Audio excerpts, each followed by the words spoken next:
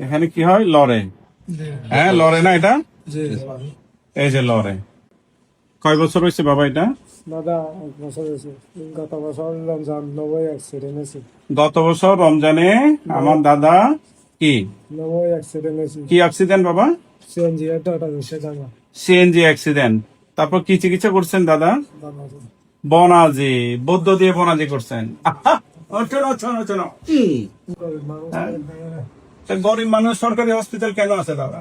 আসো না কেন সরকারি হসপিটালে?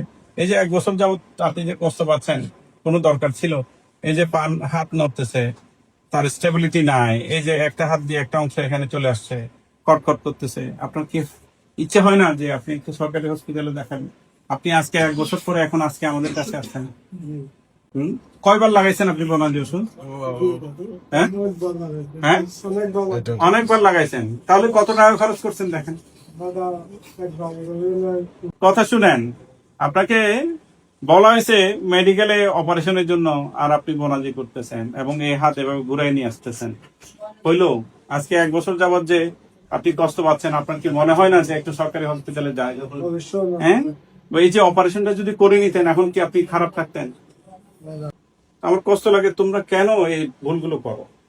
এখানে তার ভেঙে কি অবস্থা হয়ে আছে। হ্যাঁ, এই নন ইউন অফ দা রাইট হিউম্যানস। আপনি সে সমতল থেকে পাহাড়ে আসছেন একটা আস্থা নিয়ে, একটা বিশ্বাস নিয়ে। আপনাকে ঠিক করে দেওয়া লাগবে। ঠিক আছে, আমরা কথা দিচ্ছি, আমরা আপনাকে ঠিক করে দিচ্ছি। খুশি? ঠিক আছে।